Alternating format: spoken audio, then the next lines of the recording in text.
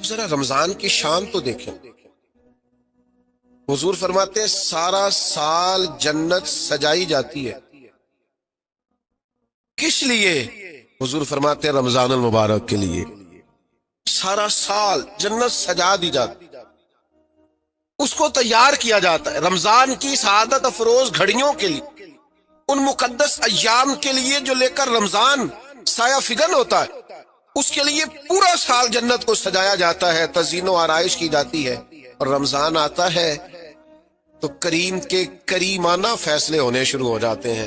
کریمانہ فیصلے. ایک کریمانہ فیصلہ ہوتا ہے کہ دوزخ کے دروازے بند کر دو اور جنت کے سارے ہی دروازے کھول دو.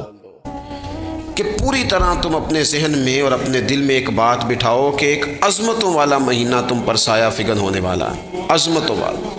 حضور نے ایک دن قبل اس کی فضیلت بیان. ہمارے ہاں یہ ہوتا ہے کہ ہم کسی چیز کی اہمیت کو لیتے ہیں لیکن سمجھتے ہیں کہ یہ کوئی روٹین ورک ہے. یعنی نارملی ہر سال رمضان شریف آتا ہے، اپنے وقت کے حساب سے چاند بدلتا ہے اور اپنے وقت پر رمضان شریف آ جاتا ہے. ہم سمجھتے ہیں کہ مطلب روٹین کا ایک معاملہ ہے، ایک روٹین کی چیز ہے.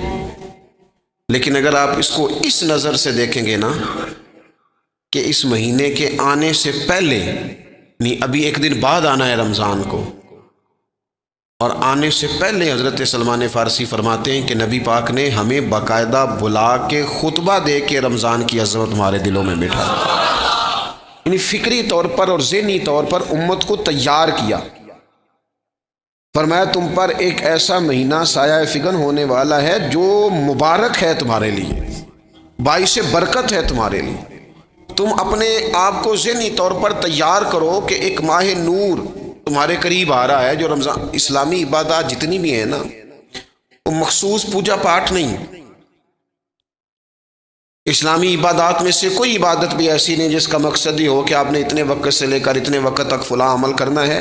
جتنی بھی عبادات ہیں اسلامی، وہ اپنے دامن میں کوئی نتیجہ رکھتی ہیں، کوئی رزلٹ رکھتی ہیں. اس کے ثمرات انسانی زندگی پر مرتب ہوتے ہیں. انسان کو تزکیہ نصیب ہوتا ہے، اس کے باطن کو صفائی نصیب ہوتی ہے، اسے خیر کرنے کا موقع ملتا ہے. تربیت کے بہت سارے مواقع اس میں پائے جاتے ہیں. بہت سارے اسرار و رموز کے ساتھ اسلامی عبادات ہیں. یہ جو رمضان المبارک ہے نا، یہ جو روزہ ہے، یہ روزہ اپنے دامن کے اندر تربیت رکھتا ہے. تربیت. یا ایھا الذین آمنوا کتب علیکم الصیام کما کتب علی الذین من قبلکم لعلکم تتقون. اے ایمان والو، تم پر روزے فرض کیے گئے جیسا کہ تم سے پہلے لوگوں پر بھی فرض کیے گئے تھے تاکہ تم تقوی اختیار کرو. روزہ تمہیں پرہیزگار بنائے گا، تمہارے اندر سے جو نفسانی چیزیں ہوں گی انہیں نکالے گا، اور اللہ تبارک و تعالیٰ کی طرف تمہارے دل کا رجحان ہوگا، تمہاری روح کا رجحان ہوگا، تمہیں تزکیہ دے گا. روزہ انسان کی تربیت کرتا ہے. انسان کو روزہ ذہنی طور پر تیار کرتا ہے کہ اللہ کے حکم کے مطابق کھانا ہے، اللہ کے حکم کے مطابق پینا ہے. سب سے بڑا مسئلہ اس دور کا رزق کے حلال کا حصول ہے اور حرام سے اجتناب ہے.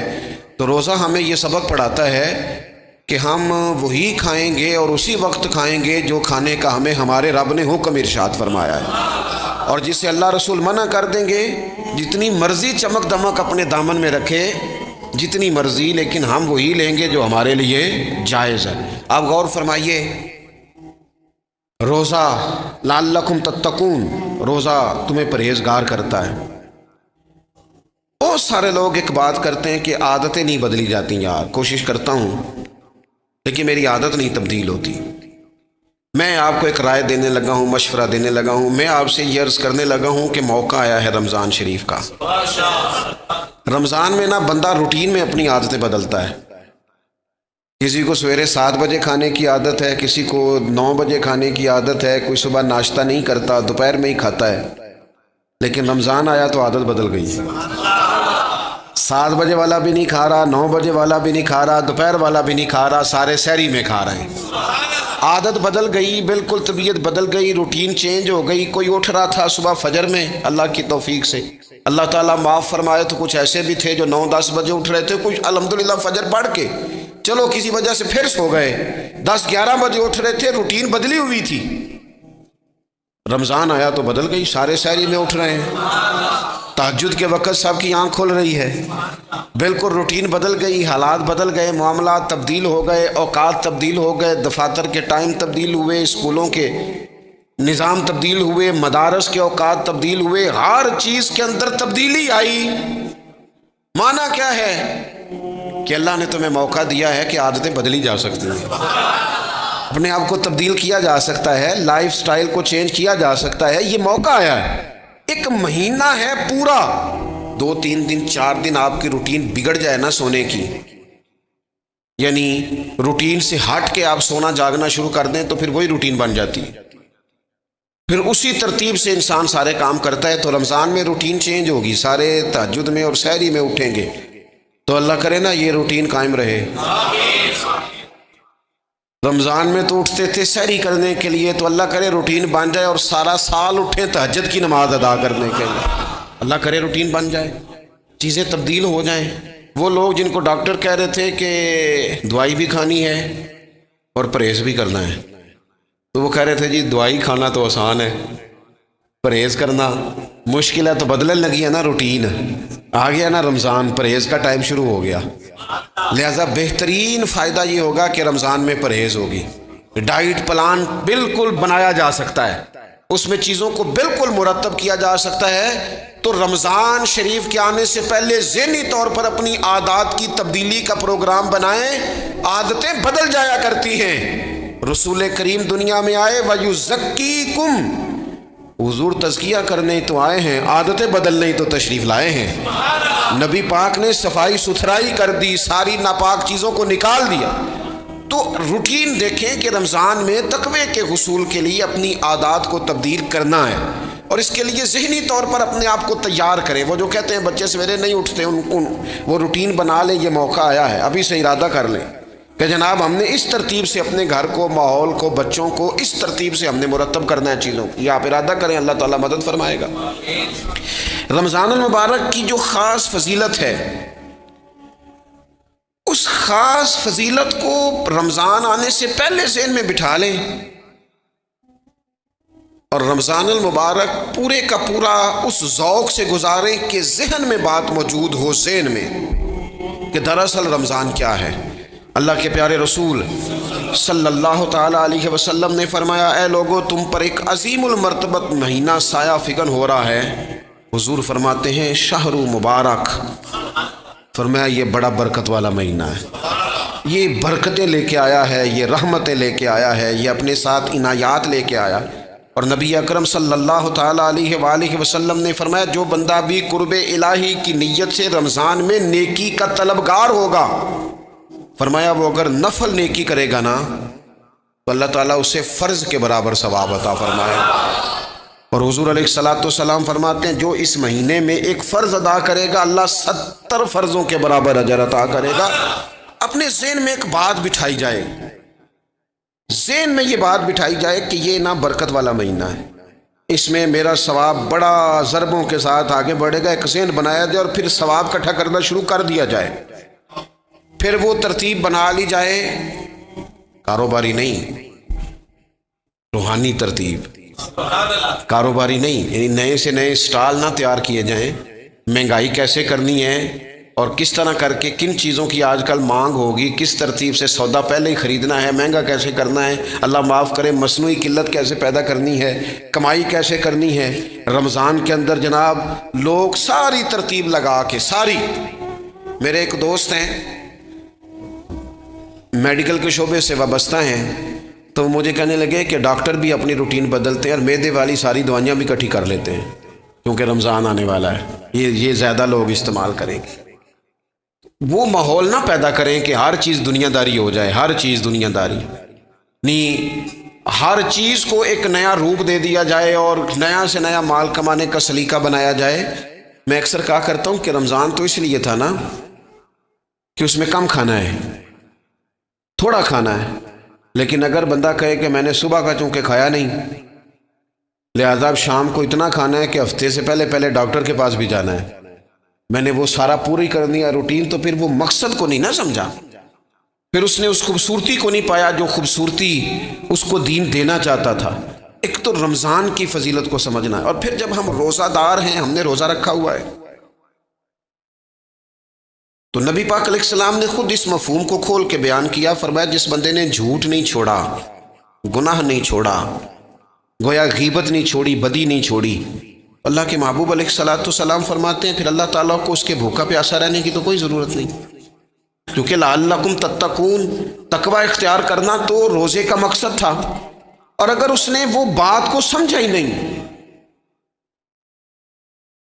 استاد کے لیے صرف استاد ہو جانا ہی ضروری نہیں، اس کو پھر اپنے منصب کا لحاظ کرنا بھی ضروری ہے کہ میں استاد ہوں۔ والد کا صرف والد ہو جانا ہی کمال نہیں، اس کو پھر اس منصب کے تقاضوں کو بھی سمجھنا چاہیے کہ اب میں ایک باپ ہوں، اب میں روٹین میں وہ آزاد نہیں ہوں کہ جہاں میرا جی چاہے گا جاؤں گا، جہاں میری طبیعت چاہے گی میں کھاؤں گا، جہاں میرا دل کرے گا میں وہ کام کروں گا۔ اب آپ سرپرست ہیں، سربراہ ہیں۔ انسان دیکھیں نا، ایک شخص ہے وہ عالم ہے، اب علم پڑھ لینا صرف کمال نہیں، وہ اپنے منصب کو بھی تو سمجھے نا، اس منصب کے وقار کو، اس کے لحاظ کو بھی تو سمجھے نا۔ ایک آدمی اگر عمر رسیدہ ہے، بڑا ہے، بزرگ ہے، اور وہ چاہتا ہے کہ میری بزرگی کی وجہ سے میرا اکرام کیا جائے، تو اسے اپنے منصب کا بھی لحاظ کرنا پڑے گا۔ اس کو حضرت سعدی فرمایا کرتے تھے میں نے 18 سال کے بزرگ دیکھے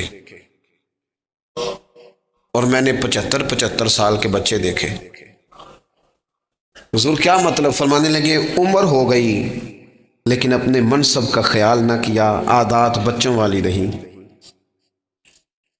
اور فرماتے میں نے ایسے لوگ دیکھے جن کو شروع وقت میں ہی اللہ والوں کی صحبت نصیب آئی، تو وہ جو بزرگی ہے وہ پھر عمر کی وجہ سے نہیں ملی، وہ اللہ نے علم اور عمل کی وجہ سے عطا فرما دی۔ تو اپنے منصب کا لحاظ کرنا کہ میرا یہ منصب ہے۔ اسی طرح جب ہم نے روزہ رکھا ہوا ہوگا نا، تو پھر ہم نے اس منصب کا بھی لحاظ کرنا ہے کہ میں روزے دار ہوں۔ پھر خالی بھوکے پیاسا نہیں رہنا۔ رسول پاک صلی اللہ تعالی علیہ وآلہ وسلم نے پتہ ہے روزے دار کی فضیلت کیا بیان فرمائی؟ اللہ کے محبوب صلی اللہ تعالی علیہ وسلم فرماتے ہیں کہ رب فرماتا ہے ابن آدم کا ہر عمل اس کے لیے ہے، روزہ میرے لیے، اور فرمایا میں خود جزا دوں گا روزے کی، میں خود جزا دوں گا روزے کی۔ اور حضور فرماتے ہیں روزہ ڈھال ہے، جو شخص روزہ دار ہو وہ بےہودگی سے، فحش گوئی سے اجتناب کرے۔ اور اللہ کے محبوب صلی اللہ تعالی علیہ وسلم فرماتے ہیں اگر کوئی شخص اسے گالی دے، اگر کوئی شخص اس سے جھگڑا کرنا چاہے تو پتہ کیا جواب دے؟ اسے کہے بھئی میں روزے دار ہوں، میرے منصب کا تقاضا نہیں کہ میں تیرے ساتھ الجھوں۔ اور رسول پاک صلی اللہ علیہ وسلم فرمانے لگے اوہو اتنی بڑی بات۔ حضور فرمانے لگے، یہ صحیح مسلم کے لفظ ہیں، کریم محبوب فرمانے لگے مجھے اس رب کی عزت کی قسم جس کے قبضے میں محمد عربی صلی اللہ علیہ وسلم کی جان ہے۔ حضور فرماتے روزہ دار کے منہ کی خوشبو اللہ تعالیٰ کے نزدیک قیامت کے دن مشک کی خوشبو سے بھی زیادہ وقت والی ہوگی۔ اس کے منہ سے جو خوشبو آتی ہے قیامت میں مشک پیچھے رہ جائے گا، اور رب کی بارگاہ میں صرف روزہ دار کے منہ سے اگر تیرے منہ کی خوشبو رب کو اتنی پسند ہے تو تجھے بھی تو اپنے منصب کا خیال ہونا چاہیے کہ میں نے روزہ رکھا ہوا ہے، میں روزہ دار ہوں۔ اور میرے نبی پاک علیہ السلام کے یہ دو لفظ ہیں نا، وہ صوفیاء ہیں نا، اللہ کے نیک بندے جو ساری زندگی تڑپتے رہے کہ کبھی اے حقیقت منتظر نظر آنا لباس مجاز میں، کبھی مالک ایک دفعہ کبھی تیرا جلوہ ملے، کبھی اے حقیقت منتظر نظر آنا لباس مجاز میں، لاکھوں سجدے تڑپ رہے ہیں میری جبین نیاز میں۔ اور جو ساری زندگی کہتے رہے کہ ہم تو عمر دراز مانگ کے لائے تھے 4 دن، 2 آرزو میں کٹ گئے، 2 انتظار میں، یہ دیکھو انہیں انعام ملنے لگا ہے۔ جو اس کی راہ کے سوالی تھے، جو اس کے رستے کے مسافر تھے، جو اسے پانا چاہتے تھے، جو اس کی دید کرنا چاہتے تھے، جو اسے ملنا چاہتے تھے، میرے رسول پاک علیہ السلام نے فرمایا روزہ دار کو 2 خوشیاں ملیں گی۔ ایک خوشی اس وقت ملتی ہے جب وہ افطار کرتا ہے، اور فرمایا ایک خوشی اس وقت ملے گی جب وہ اپنے رب سے ملاقات کرے گا، جب وہ اس سے ملے گا تو اس وقت روزہ دار کو خوشی ہوگی۔ میرے دوستو، خوشی تو جو ہوگی سو ہوگی، لیکن یہ لفظ بڑے حسین نہیں کہ روزہ دار کی رب سے ملاقات ہوگی، یہی لفظ بڑے باکمال نہیں؟ ایک روایت میں تو یہ ہے نا کہ روزہ میرے لیے ہے، میں اس کی جزا دوں گا، اور ایک روایت میں یہ ہے کہ روزہ میرے لیے ہے اور رب فرماتا ہے میں خود روزے کی جزا ہوں، یعنی باقی نیکیوں پر ثواب ملے گا، روزہ رکھنے والے کو رب رحمان ملے گا۔ نبی اکرم صلی اللہ تعالی علیہ وسلم کے امت کے صوفیاء نے نا کچھ چیزوں کو بڑا کھولا ہے۔ عارف رومی کہتے ہیں کہ ایک دن نا محمود غزنوی نے خزانوں کے دروازے کھول دیے اور فرمایا بھئی میں نے آج ہر چیز کھول دی ہے، جو جس چیز پہ ہاتھ رکھے گا وہ اسی کی ہو جائے گی۔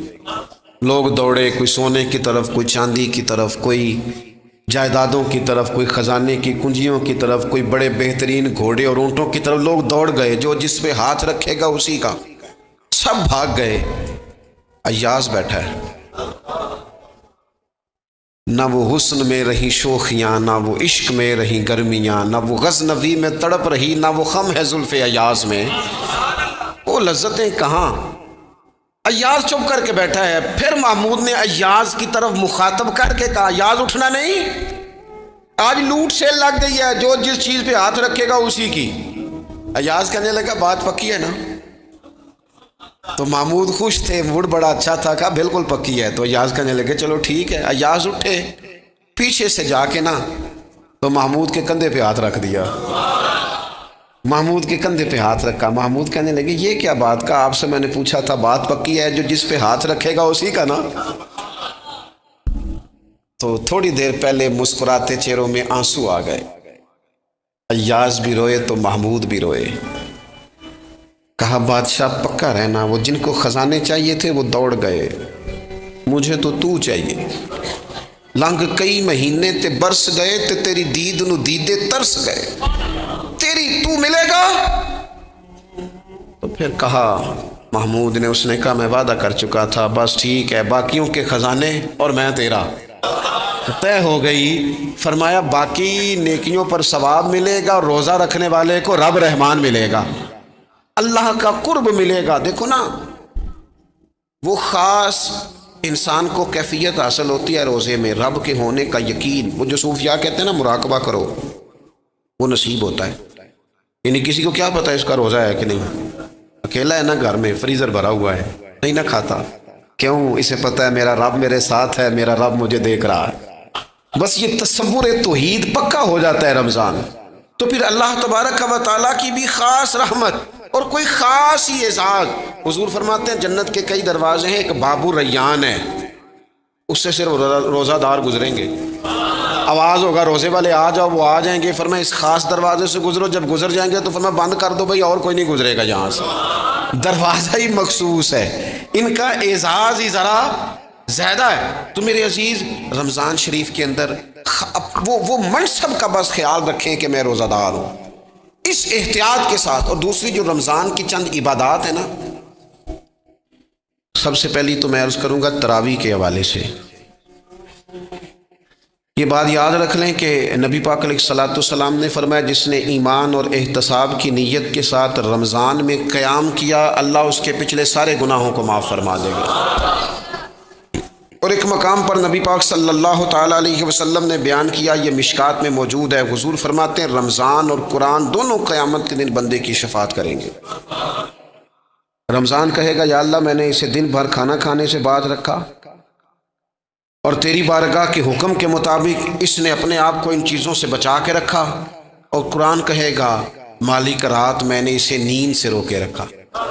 کیا مطلب؟ اس نے کھڑے ہو کے عبادت کی، اگرچہ اس سے مراد شارحین حدیث نے تراویح بھی لیا ہے، تہجد کی نماز بھی لیا ہے، صلاۃ اللیل بھی لی ہے، لیکن میرے عزیز یہ خاص ربط ہے قرآن مجید کے ساتھ تراویح کا۔ مسنون ہے رمضان کی راتوں میں قرآن مجید اور تراویح کا پڑھنا۔ اگر تھوڑی سی نا طبیعت میں صرف تبدیلی پیدا کی جائے، میں نے دیکھا ہے کہ جو لوگ کہتے ہیں نا میرا وقت بڑا قیمتی ہے، بڑی ساری جگہوں پہ آپ کو بیٹھنا پڑتا ہے، بیٹھیں آپ 2 گھنٹے بیٹھیں، 3 گھنٹے بیٹھیں، میں نے دیکھا ہے لوگ جاتے ہیں کسی دفتر میں تو رات کو ہی چلے جاتے ہیں اس علاقے میں، کھڑے ہیں، پاسپورٹ کے دفتر کھڑے ہیں، شناختی کارڈ کے دفتر کھڑے ہیں، امیگریشن کی لائنوں میں کھڑے ہیں۔ کچھ ذہن تو بنائیں کہ میں نے رات کھڑے رہنا ہے اور اپنے رب کی عبادت کرنی ہے۔ تراویح کو ذرا ذوق سے آپ اگر تھوڑا ارادہ کر لیں گے نا، یعنی کوئی ایسا مشکل کام نہیں، میری تو رائے یہ ہے کہ پہلے 3-4 دن ذرا جم کے ذہن بنائیں اور تھوڑا سا نا روٹین کو بدلنے کی کوشش نہ کریں۔ جس امام صاحب کے پیچھے تراویح شروع کریں کوشش کریں ساری وہیں پڑھیں۔ روٹین بدلنے سے بھی سستی آتی ہے، ایک دن یہاں گئے 2 دن وہاں گئے، تو یہ روٹین بدلنے سے بھی بعض اوقات سستی آتی ہے۔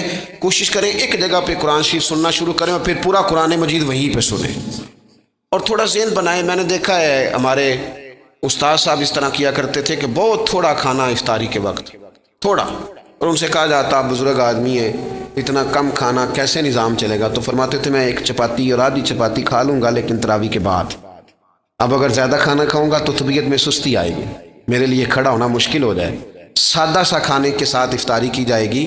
اور تراویح کے لیے اپنے آپ کو ذہنی کہاں ٹائم ملتا ہے سارا سال قرآن پڑھنے سننے کا، یہ تو اللہ نے موقع عطا فرمایا ہے۔ تو تھوڑا سا اگر دلچسپی پیدا کی جائے، بڑا بڑا سونا قرآن مجید پڑھا جاتا ہے مساجد میں، بچے بڑی بڑی خوبصورتی سے، تو اللہ کا شکر ہے جگہ جگہ پہ۔ اور مساجد کے علاوہ بھی میں نے دیکھا ہے ہم سے لوگ مطالبہ کرتے ہیں کہ ہماری فیکٹری میں رات کو بھی کام ہوتا ہے، اتنے سارے ورکر ہیں تو بچہ کوئی مل جائے قرآن شریف سنائے، فلانی جگہ بھی اتنے لوگ ہیں تو اگر موقع مل جائے، تو اگر تھوڑا ذہن بنایا جائے، شوق پیدا کیا جائے تو اللہ تعالیٰ فضل فرماتا ہے، انسان کو طاقت ملتی ہے کھڑے رہنے۔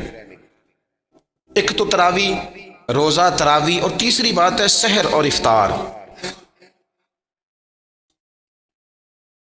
یہ جو سحری اور افطار، یہودی جو تھے نا وہ سحری نہیں کرتے تھے، سحری کا نام و نشان نہیں تھا، روزہ رکھتے سحری نہیں کرتے۔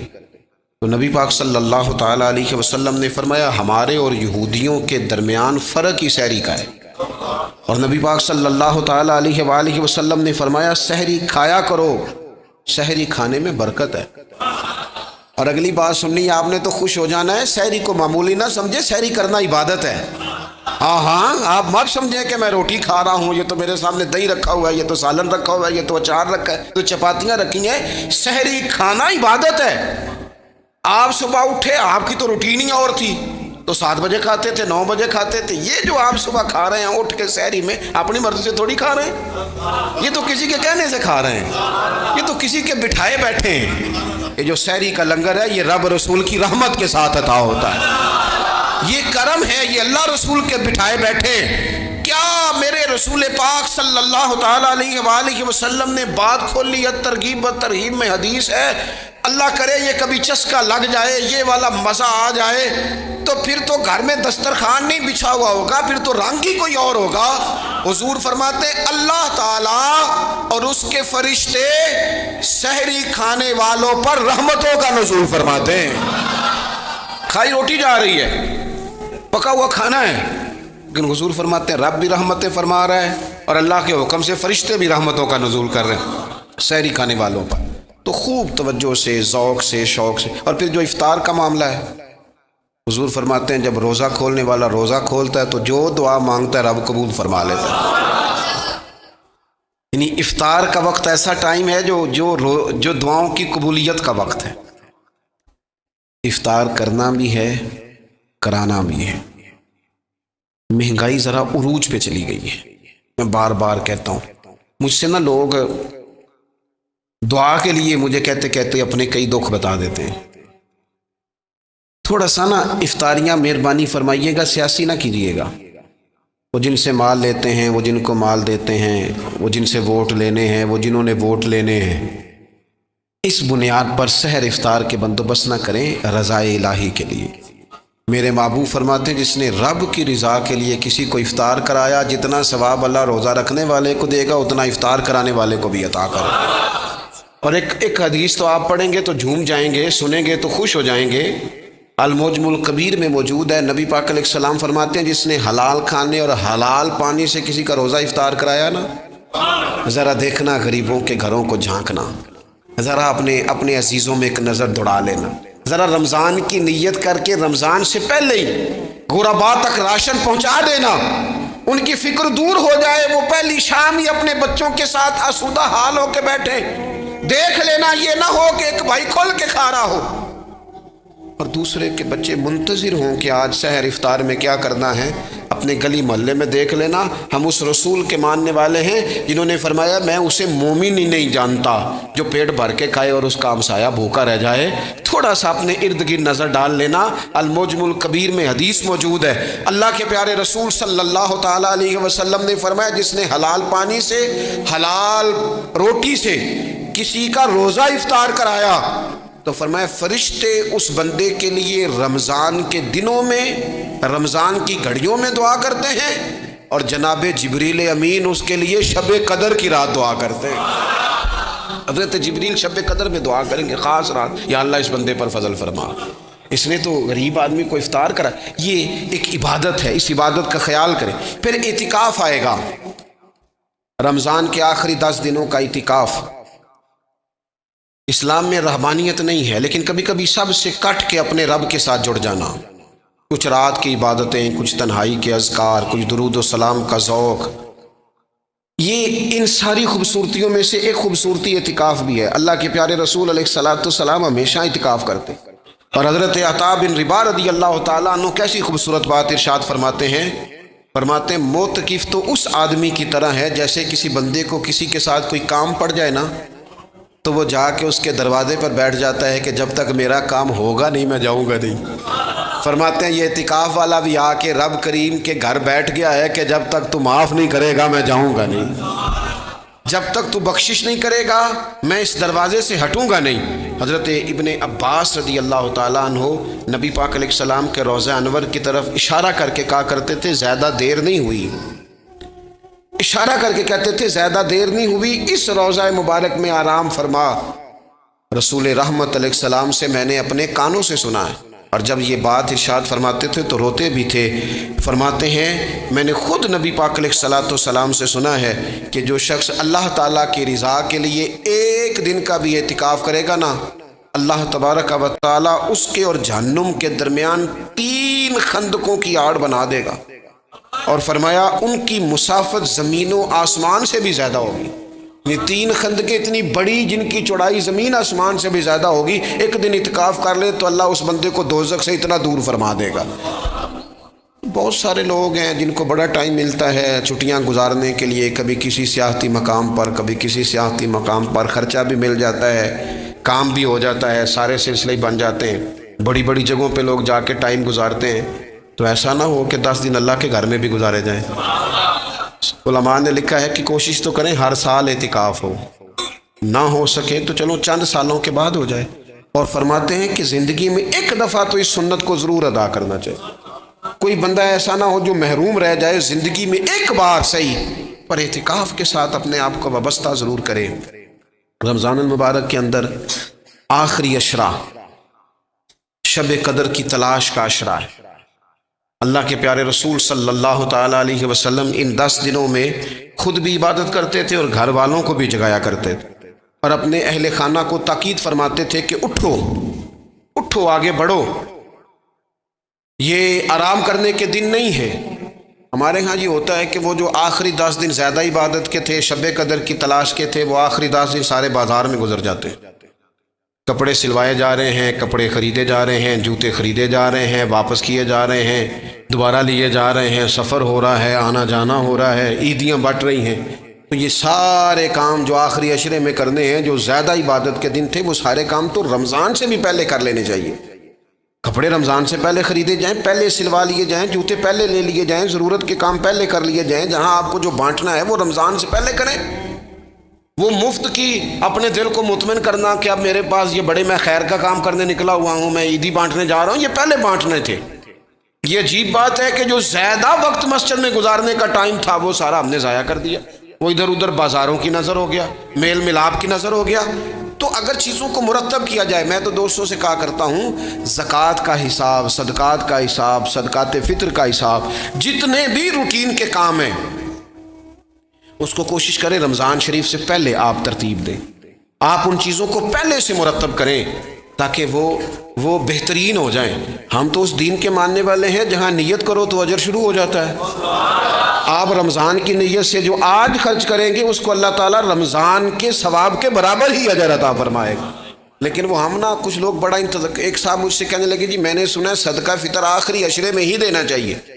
میں نے کہا آپ کا پروگرام تب دینے کا اس لیے آپ نے یہ گاڑا کر کے سن لیا، ذرا اس کو آپ نے زیادہ غور سے سن لیا ہے۔ آپ جب ضرورت محسوس کریں، جب آپ سمجھیں کہ کسی کو ضرورت ہے، ضرورت کے وقت کوئی چیز کام نہ آئی تو پھر کب جا کے کام آئی۔ تو میری آپ سے یہ اپیل رہے گی کہ پہلے سے چیزوں کو مرتب کریں، معاملات کو پہلے سے طے کریں۔ وہ لوگ بڑے اچھے ہوتے ہیں جو وقت پر منصوبہ بندی کرتے ہیں، جو چیزوں کو ٹائم پہ مرتب کرتے ہیں۔ وہ ٹائم جو ہمارا بالکل اللہ کی بارگاہ میں حاضری کا ہے، عبادات کا ہے، اگر وہ سارا گاڑیوں کی نظر ہو جائے گا، اسفار کی نظر ہو جائے گا تو ہم نے حاصل کیا کیا۔ ایک بات آخر میں بڑے درد کے ساتھ آپ کی خدمت میں عرض کرنی ہے، ہر سال کہتا ہوں، اس سال بھی کہوں گا، ذاتی اخراجات کو کچھ کم کیا جائے۔ ذاتی اخراجات نہ کچھ لوگوں کے بہت زیادہ ہیں، ان کے اپنے لباس کے، کپڑوں کے، اور وہ اخراج میں نے پچھلے جمعے بھی کہا تھا، اسلام ذبائش کی اجازت دیتا ہے، نمائش کی اجازت نہیں دیتا۔ نمائش والے کام اگر تھوڑے چھوڑ دیے جائیں کچھ بھی نہیں ہوتا۔ میں تو شاید اگر میں سینکڑوں کہہ دوں تو غلط نہیں ہوگا، لیکن بیسیوں تو لوگ ایسے ضرور ہوں گے کہ جو عید ساری سو کے گزارتے ہیں، سارا دن سوئے رہتے ہیں۔ پتہ نہیں وہ اتنے مہنگے مہنگے کپڑے کس لیے خریدتے ہیں، عید کی نماز پڑھی سو گئے، اور بھئی آپ کا فون بند تھا جی میں سو رہا تھا جی، تو بھئی وہ جو آپ نے 1.5 مہینہ درزی کے پاس آنا جانا لگایا وہ کس مقصد کا؟ رات کوئی پہننا تو کوئی پرانا جوڑا پہن لیتے۔ ایسی مصیبت کیا بنی ہوئی تھی؟ اتنے مہنگے کپڑے خریدے، اتنا مہنگا جوتا لیا اور دن سارا سو کے گزار دیا۔ ذاتی اخراجات کم کریں۔ پتہ کیا ہے، فرق بہت بڑھتا جا رہا ہے، بہت بڑھتا جا رہا ہے۔